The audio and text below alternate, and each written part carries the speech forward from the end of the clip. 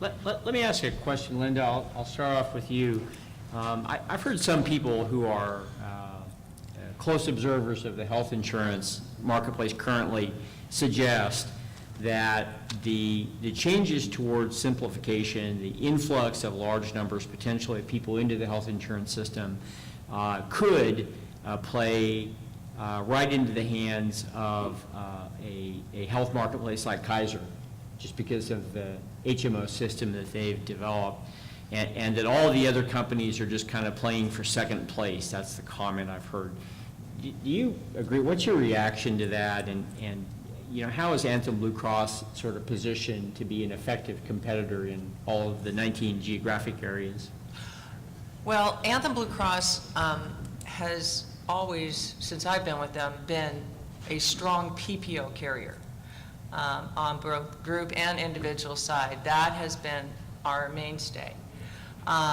There has been narrowing of networks. It's hospital driven, but we still feel that we're striking the right balance of PPO physicians and hospitals and what the market can bear. I can't speak for other carriers. You know, that's going to be a key lever when you get into this and get down to sitting with a client and talking about actual plans. The network's going to play a big role in this, and also things like formularies or prescription drug lists. But you got to remember too, the other part of this, I mean, the message that I have always received is we are a PPO carrier. You know, we have HMOs, you know, we are in this, the whole platform, but we are a PPO carrier and people want PPO. So with that, I feel like we're striking the right balance in that arena. Rich, let me ask you a question, sure. and I guess I'll ask Rich and Johnny this question collectively, and you guys can decide how to field it. I know there's been a lot of curiosity and or anxiety about the ACA introduction of this notion of unlicensed navigator or other certified enrollment assister. You know, from your perspective, not only as licensed agents yourselves, but now with the role you play, are navigators and those people a group of new competitors that agents should be worried about? Well, Steve, that's a great question, and I apologize to Steve because I called him John like 6 times, I think. So we got John, and Steve, right. So apologies. Great question. We hear it a lot, quite frankly. It comes back to some of the things that Johnny has said and we've talked about, and the kind of things that, you know, I've heard from new members, uninsured, folks that have never had insurance before. So the navigators are just that. They are navigators, they are directors. Click this button, go to this next level. You know, you saw the website, you hear about the website on the phone. You need a navigator sometimes to get through that website. I wish everybody had a navigator. But from agents, that is the feedback. Like, what is this? What's this new distribution that you've created? And it gets back to what we do for a living. I mean, if a consumer out there is a Rhodes Scholar in employee benefits to CBS and knows exactly what they want to do, a navigator is going to possibly take care of that. You know what you want. You want Kaiser, or you want the Anthem plan, and you know exactly what you want. And there's navigators, certified enrollment specialists. There are some people on the line that can help individuals enroll in a group. You know, more so navigate the website, navigate the ACA, navigate Medi-Cal, navigate, you know, just this big megillah of choices in front of them. So, you know, that's the intent, that's the job description. Because what I've seen in the field, so to speak, is you will get, you know, that cafeteria worker from the Santa Monica School District that is very excited about this opportunity that says to Rich Hines, you know, what's a deductible? What's coinsurance? And the answer is, you know, you need to talk to a professional to walk you through that. And there's another aspect of that too. And when we get back to the training, we get back to why are we going through this licensed agent model? And again, these folks are, you know, they're you folks. You know, you're licensed. You know, you're fingerprinted. You know what you're doing. And think about the training that we put. You know, and those folks that are about to take it, you know, buckle up. You know, it is indeed an 8-hour face-to-face class. They say 4 hours online, but it's really 6. You have to pass a test on the end of that tunnel, and you have to get an 80%. It's open book, it's 76 questions, but it is a test. It is a very detailed, don't just blow by it, think it's a drive-through test. It is not. You've got to go back and you've got to study your material, you've got to print it out. I would say do it with 2 laptops, but I'm getting back to your question. We direct the agents. The agents know what they're talking about. The agents can answer those questions. Do not, and again, this application, I said it's not your father's or grandfather's application, because we do ask medical questions, and the reason, and not for the sense of denying or limiting, but if somebody says, I want that bronze plan, it's $40 after the subsidy, that sounds great. And the agent is going to ask that person, even the material, any medical conditions? Are you pregnant? Or do you have a heart condition? Because we don't want you signing up for the bronze plan. That's not a plan for you. As an agent, I recommend this plan and this carrier. I recommend you take that. I implore you to take that. Based on my experience in the business, you need to take that. And if you want to buy the bronze, don't buy it from me. You know, but that's the whole point, is that educated advisor, that certified advisor. If that person wants to take the Kaiser plan because it's $203 a month, and I don't want to hear any business about it, I don't want to be sold anything. Anybody know anybody like that? Don't sell me anything. I know what I want. I've done my homework. We will sign that person up. So, you know, John, if you want to add anything to that. Yeah, in fact, the assisters and the enrollers, they can't do that. They can't advise on plans and that sort of a thing. So I would add to that, the person who says, I don't need your help, I can do it myself, that's not your client. That's the 1% or the fraction of a percent of the people that are out there. Now granted, there are a lot of people that have access to the website and they're going on and signing up. All right, so that's why I tell you, what are you doing to market yourself so that when they call, they're going to call in and sit online for 30 minutes, an hour, 2 hours, however long it is, and they're going to say, never mind, I need to call my agent, I need to call an agent. Oh, I saw that guy with the smart car that had covered California, or there's a sign down the street.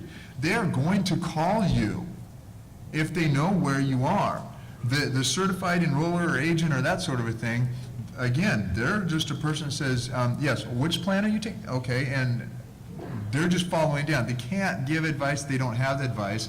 They haven't been doing what you guys have been doing for years. So that's my final on that. I did want to go back to your question when you asked about competition in the marketplace. It's important to understand that Anthem Blue Cross is not a competitor. Anthem Blue Cross is in covered California.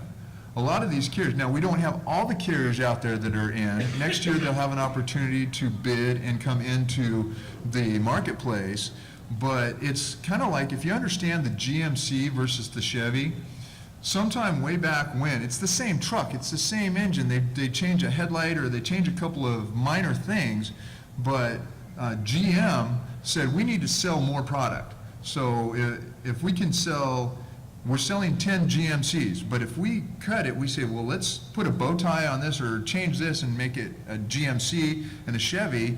Now we as a company have 2 products to sell and we're probably going to sell 15 instead of 10.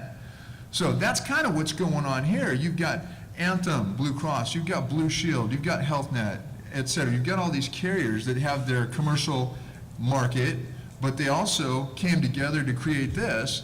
And that's why I said what we have is just another option. It is the private marketplace. It's not government health care.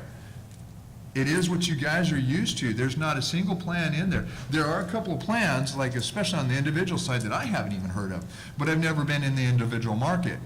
So it's bringing that competition, it is expanding the competition to hopefully bring rates down, but it is the carriers that you know, trust, and have been used to for a long time.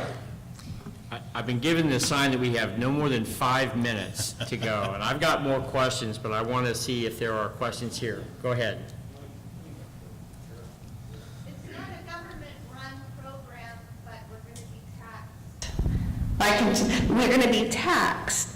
Now, if an employer drops the plan and they get the penalty tax, are the individual employees also going to be taxed? So it'll be a double taxation that the government's going to apply, and who's going to, is it going to be on your IRS or your tax form that you turn in and you go, oh, I have to pay 20% more, or is the IRS going to send you a bill? Because I have a lot of people asking that question. A lot of the companies hate the idea of being told they have to buy coverage, so they just want to pay the penalty. Who's going to bill them for that penalty? Is it going to be a double penalty for employees plus the employer? Do Okay, you know? so Question. excellent question, and certainly of concern. When you said it's not government-run, what I was referring to is the insurance carriers that are within the plan are not government-run. Okay, there's certainly, with Covered California, there's government integration, et cetera. To your question specifically, the employer mandate, and that's for the employer, the employer himself who has 50 or more employees is mandated to provide coverage, and if he does not, he's penalized, okay? That's separate. The employee themselves, the individual employee is mandated to have coverage, and if they don't have coverage, they're penalized. So whether the employee gets it from their employer or through the exchange or through the individual market, it's simply a matter of they just have to have coverage. They're not going to get penalized because their employer didn't get it. That's why we have expanded the marketplace. They have the opportunity to buy it, and there's no declination, there's no reason for decline. So they can go get it. If they can't afford it, there's subsidies available to help. And that's where, again, where you guys come into play is to help them determine what, how these plans work. So no, it's not a double taxation.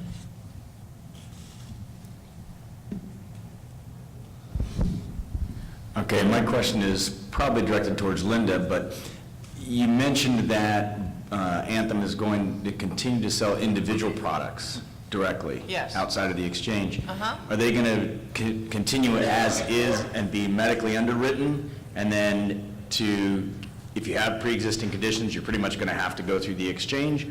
Or has that gone out the window? That's part of the law, is that we do not do that. So come 2014, there's no underwriting on the medically written side. So everybody is guaranteed issue, whether they go inside the exchange on individual and maybe seek a subsidy, or they go outside the exchange, and they're the same plans. There's a little tweaking differently, but the same networks and things of that nature. So if I go on to Covered California and find a bronze plan, I can come to an agent, and I could use an agent on Covered California too, but or go outside the exchange, still get guaranteed issue, buy a similar plan at a similar price. Good question. Does that answer that? Yeah, thank you. Tony, I've got a question just in terms of adverse selection. So let's say you're young and you're healthy and you elect to pay the tax. What does that do in terms of the pricing matrix for ACA? For I'll me? jump in on that. Well, maybe. You go, no. Okay, well, it's certainly, it is adverse. I mean, when I say we, all of America, we need our young, healthy people to buy insurance. We need everybody to be more responsible than they are now. So if someone chooses to pay a penalty rather than go in, they're again extending I don't want to call them unresponsible, but they're extending their risk. They're certainly putting themselves at a lot more risk. And yes, the adverse selection does go up because there's a healthy person that we needed in covered wherever to get that coverage. So, I mean, it is a good question, but yeah, it certainly is.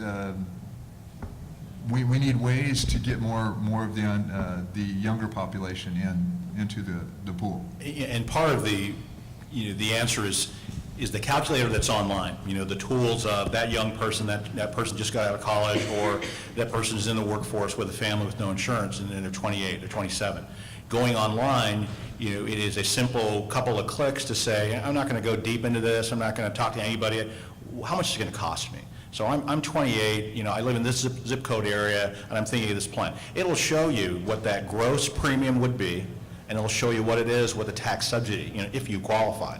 So examples that are out there that are true, so that street rate may be a $400 premium per month, all things being equal. After the subsidy, it may be as low as $40. So the enticement is, again, conversation with a counselor, conversation with an agent hopefully, is that, this is a good deal. You should look at that, you can, it is a very substantial discount. It's not 20% off, it's not, a 5-cent coupon. It is a deep dive into the premium. When you look at $40, compared to the street rate of, I'm just using examples here, of $400, it's significant. And so hopefully that, yes, there's adverse selection, the model looks like X. We have to do a good job of enrolling those 26, 27-year-olds. That's the key for, I mentioned execution, that's what we have to do. And there is marketing, there is, community outreach, as I mentioned before. Okay, unfortunately, we have time. Again, as some of the slides, by 2017, it's self-sustaining. So, again, this is marked from 14 to the end of 2016, all those subsidies are out there. So great question. So, it's not forever and ever and ever. The whole idea is to build this model, get it to a point where, there's a pool of young, medium, and old, and all that good stuff, that this is self-sustaining. Good question. Okay, we've got time for 2 quick questions. We're here and then there, and then we're Yes. going to have to cut it short to feed everybody some lunch, so. Who gets the penalty money, and where does it go, and is it going to be government regulated, or is it going to covered California? Your penalties, the individual penalty is determined at the end of the tax year. The IRS determines it, and if there is a penalty assessed, it does go to the IRS. That penalty is based on 12 months. Okay. So for any month that you don't have insurance, you'll get penalized. So if you had, and real quick example, if you had, and I'm only using a number, a $120 penalty, if you had insurance for 11 months and didn't have it for the first month, then you'd only have a $110 penalty. But it does go to the IRS. The IRS is the one who determines at the end of your taxes what that penalty is. So that's designed to fight the deficit, is what you're saying? But the question was too, is where does it go? I mean, again, we talked about the pool. We talked about the big picture here, is that yes, part of, you'd rather have everybody in than have to assess penalties. But if they do not, they choose not to, that $95 or that 1%, that goes into the pool to provide, the ACA. And again, where does the money go? The subsidies are coming from the government. So if the IRS is taxing on this end, it's to pay for the subsidies on the other end. That's the idea. Byron, before we go to the last question, let me ask one next to last question of Linda. There's been a lot of criticism or concern that with a sudden influx of millions of people into the health insurance marketplace, that maybe there wouldn't be enough doctors, or maybe just the health system would be overrun. Does Anthem have that concern? Or are you seeing that? As far as our PPO network, as I talked before, we feel like we've struck the right balance. We have a networking department that's been working diligently to contract with these physicians, to be out there, to contract with these hospitals. And we've had the largest network in California, and probably will continue. I haven't seen the final numbers. The thing you got to remember too is you have 95% of our claims are in-network claims, and the people that you're a lot of people that you're signing up have not had health insurance. So if you tell me I have access to 5 pediatricians for my child in a 10-mile radius, okay, I'll pick one, as opposed to maybe 2 years ago when there were 7 or 8, okay. And so I have not had coverage in the past. That's a big influx. And so there's still a large number of doctors on these networks. Now, with our carrier, time will tell on some of this stuff. Thank you. I wanted to make sure that I understood you clearly, and probably for John Pollock when you were speaking. When there was, let's say there's an employer that has under 50, or they're offering now to part-time employees, did I understand you clearly that if they do offer a small plan, that those employees would lose their subsidy? So first of all, if you're under 50 employees, you're not mandated to offer the plan, or you're not subject to the pay or play. if you are offering a plan, anyone working over 30 hours a week, you do have to offer the coverage to within 60 days here in California, beginning at the renewal next year. Anyone who is eligible for the plan, they will be they and their dependents will be disqualified for subsidies through Covered California.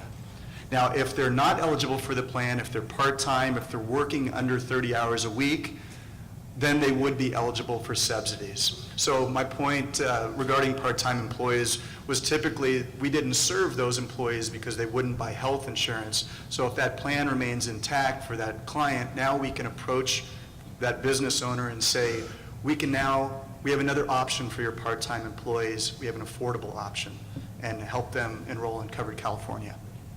Okay, thank you. Welcome. Just one quick one over here. Last one. On agent certification, I've heard that a lot of the training classes are backlogged, and you mentioned there are 16,000 applications in process. For those producers that haven't started the process, what is the checklist and time frame for getting certified? Yeah, great question. A huge demand for it. And I also mentioned the general agents. So with that, we've added more classes. It'll run into, it will run until 2014. So we're putting new classes out every day, to be honest with you, to address the demand. So as far as having more classes, there are some, and you can go online, in the agent tool, even without a login, and find out what those dates are. But we are putting those dates out for training in the Inland Empire, in Orange County, in LA, and you'll see more and more. And quite frankly, Covered California will have the training, and they will be offered through our general agent partners also. So more training available. What's the time frame? Time frame from start to finish, again, as I mentioned, you do the 8-hour training, you do the six-hour online, you take the test. It could be some time, to be honest with you. From start to finish, it may be a good solid 4 weeks, to get that out there. And, it's not a drive-by, it's not a drive-through.